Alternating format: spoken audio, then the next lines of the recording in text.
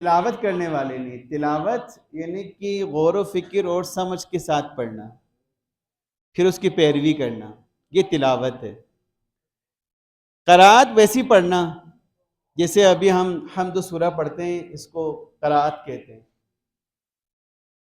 تو وہاں پہ یہ آیت ہے، اس کو ایک مرتبہ آپ بھی جب بھی وقت ملے، کہیں پر بھی بیٹھے ہوں، اگر موبائل میں قرآن ہے تو نکالیں، سورہ اعراف آیت نمبر پڑھیں، تو بس غور کریں، بہت ضروری ہے۔ جب تک آپ خود فکر نہیں کریں گے، غور نہیں کریں گے، ہدایت نہیں ملے گی۔ یہ یاد رکھ لیں، ہدایت باہر سے نہیں آئے گی، ہدایت اندر سے ابھرے گی۔ آپ کو خود ڈھونڈنا ہوگا، پھر ملے گا، باہر سے نہیں ملے گا۔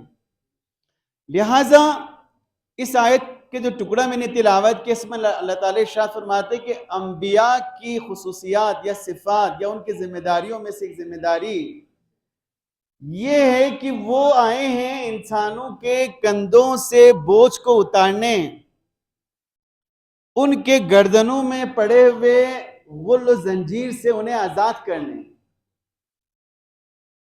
اب سوال یہ ہے کہ وہ بوجھ اور وہ زنجیریں، وہ توق کیا چیزیں ہیں؟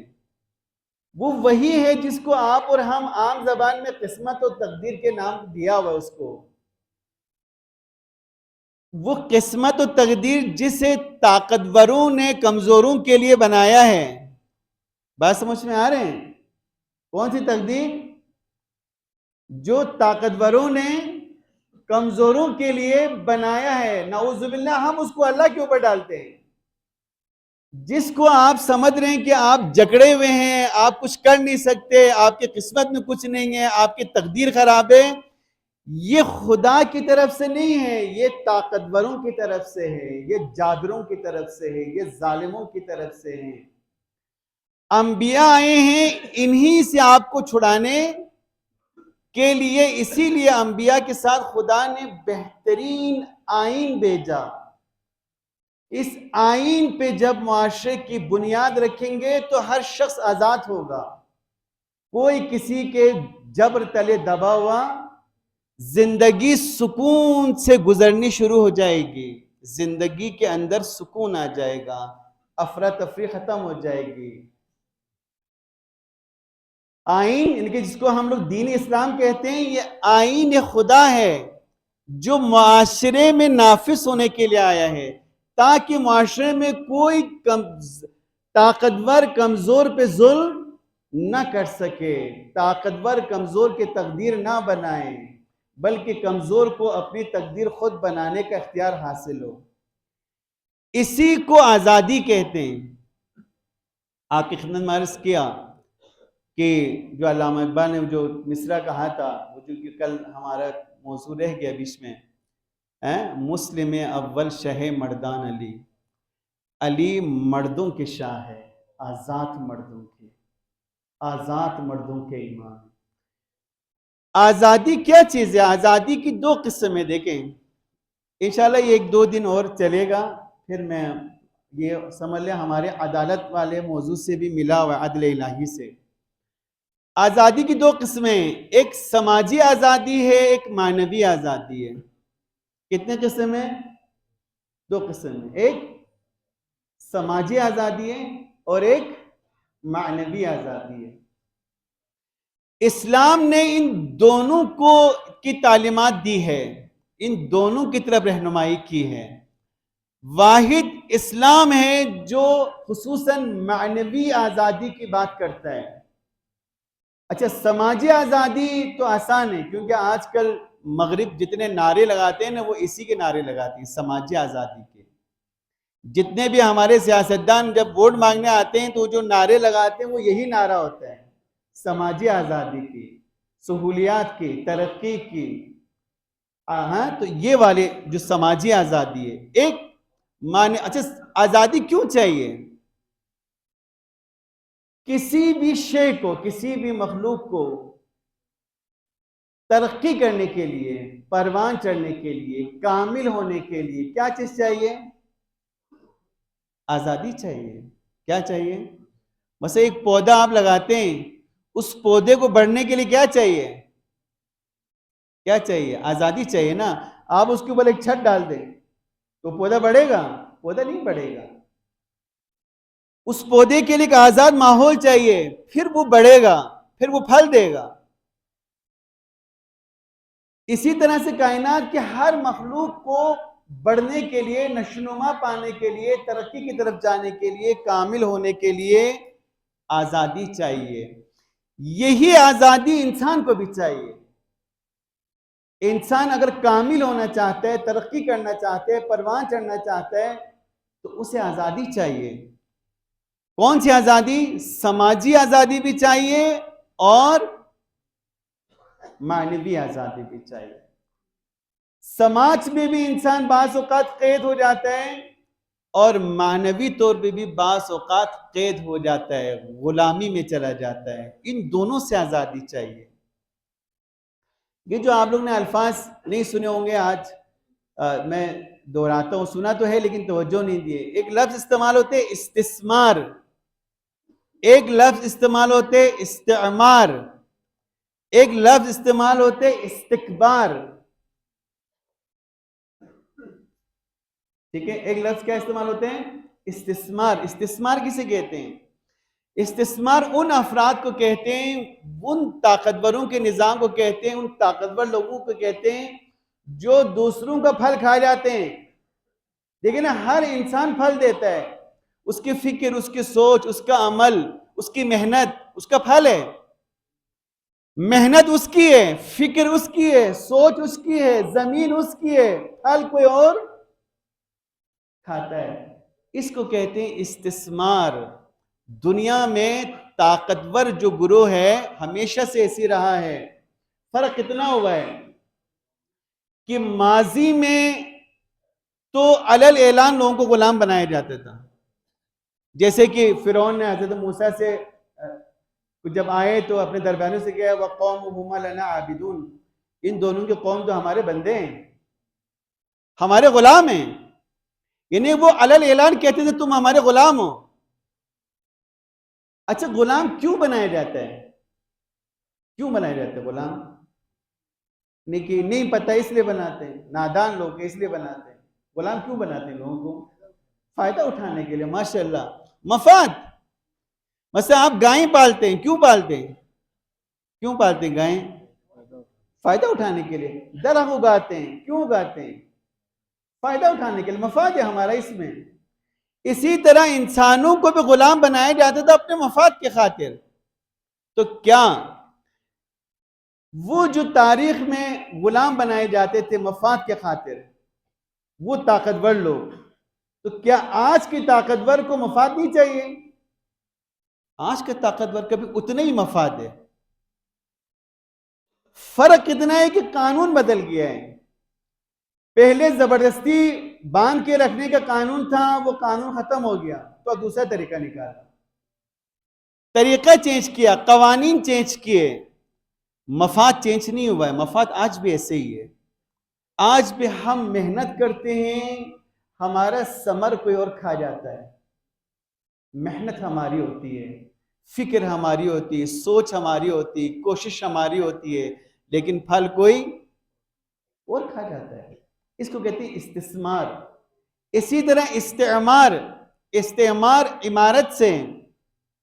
دیکھیں نا، پاکستان ملک آپ کا ہے، آپ کی جگہ ہے، آپ رہتے ہیں. گلگت بلتستان آپ کی ہے، آپ یہاں کے قدیمی رہنے والے ہیں، وارث ہیں. لیکن فائدہ کوئی اور اٹھاتا ہے، لے کے کوئی اور جاتا ہے، کماتا کوئی اور ہے. اس کو کہتے ہیں استعمار. جگہ آپ کی ہے لیکن آپ اس سے فائدہ نہیں اٹھا پا رہے. دیکھیں نا، یہ بجلی کا جو مسئلہ ہے ہمارے یہاں، دنیا کا واحد خطہ ہے جہاں سب سے سستی بجلی اور فراواں پیدا ہو سکتی ہے. اور آپ کو پتہ ہونا چاہیے ترقی کا دار و مدار بجلی سے ملا ہوا ہے. جیسے روڈ ضروری ہے ترقی کے لیے، راستہ، اس سے بھی زیادہ بجلی ضروری ہے. اگر ترقی کرنے ہے تو بجلی خون کی طرح ہے، جسم میں دوڑنے والے. تو کیا جن لوگوں کے ہاتھ میں ہم لوگ کے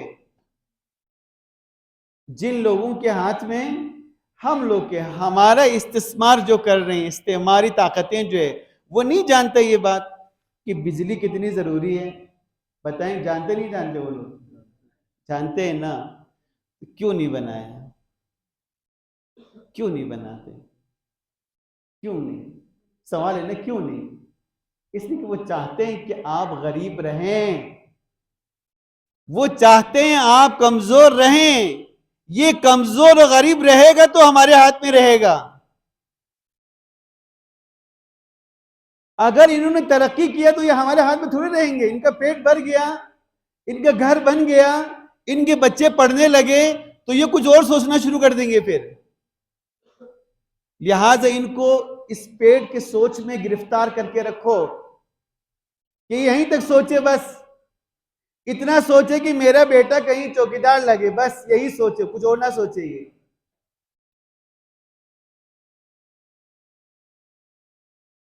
اس کو کہا گیا استثمار.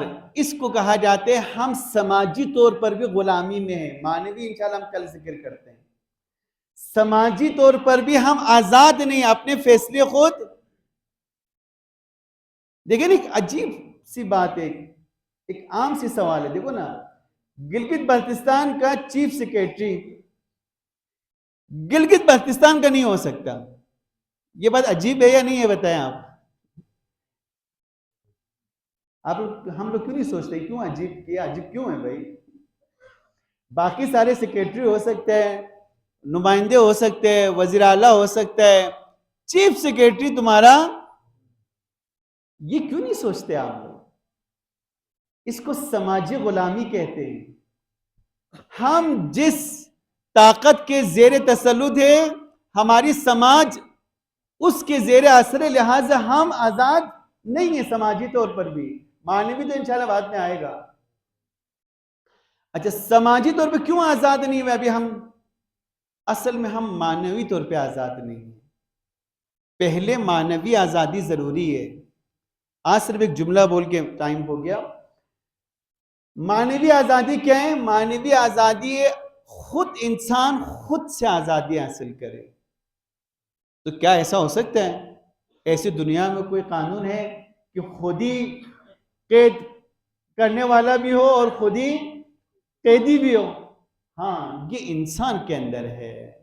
یہ انسان عجیب مخلوق ہے. یہ خود اپنا قیدی بن جاتا ہے.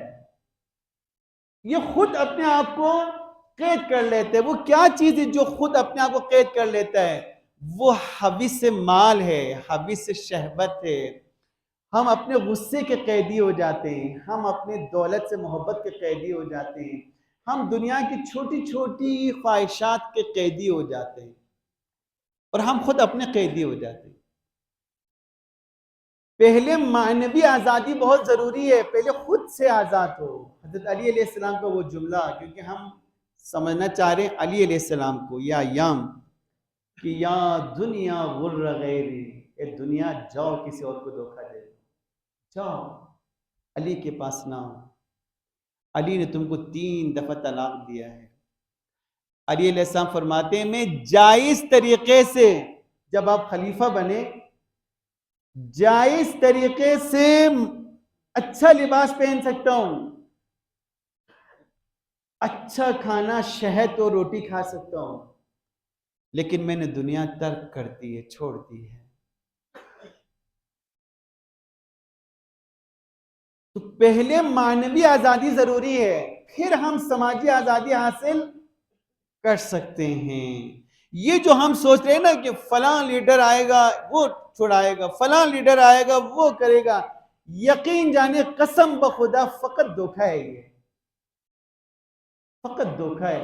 اس لیے کہ یہ سب اپنے خواہشات کے غلام ہیں. جو خواہشات کے غلام ہو وہ دوسروں کو آزادی نہیں دلا سکتا، کبھی نہیں دلا سکتا. وہ جھوٹ بول سکتا ہے، وہ دھوکہ دے سکتا ہے، وہ مکر و فریب سے کام لے سکتا ہے، لیکن دوسروں کی آزادی کے لیے قدم نہیں اٹھائے گا وہ. اس لیے کہ وہ خود اپنے خواہشات کا پہلے غلام ہے. پھر اس کو وہاں سے آزادی حاصل کرنا ہوگا. یہ ہے مولا متقیان، جس نے دنیا سے آزادی حاصل کی تھی. ایسے رہبر یا ایسے رہبر کے نقش قدم پہ چلنے والے ہی انسانیت اور معاشرے کو آزادی دلا سکتا ہے، وہ دلا سکتا ہے آزادی جو خود سے آزاد ہو چکا ہو۔ لہٰذا دعا کرتے ہیں پروردگار کی بارگاہ میں، پروردگار الدین جسے تو نے ہماری سعادت اور کمال کے لیے نازل کیا، سمجھ کر عمل کرنے کی توفیق عطا فرما۔ پروردگار مومن مومنات جہاں کہیں بھی مریض شفا کاملہ عطا فرما، جو پریشان حال کو پریشانی کو دور فرما۔ پروردگار مظلومین جہاں کو فتح و نصرت عطا فرما، ظالمین جہاں کو نست و نابود فرما۔ پروردگارہ اس قلیل بات کے صدقے میں ہمارے گناہان کبیرہ و صغیرہ کو معاف فرما، ہمارے مرحومین کے مغفرت فرما، ہمارے درمیان جو صاحبان روزگار کے روزگار میں استحکام عطا فرما، جو بے روزگار نے روزگار عطا فرما۔ پروردگارہ مظلومین جہان، مستضعفین جہاں، دنیا کے ستم رسیدہ انسان سارے تیرے آخر حجت کے انتظار میں، پروردگارہ اپنے حجت کے ظہور میں تعجیل فرما، ہمیں ان کے اوان انصار میں شامل ہونے کی توفیق عطا فرما برحمتک یا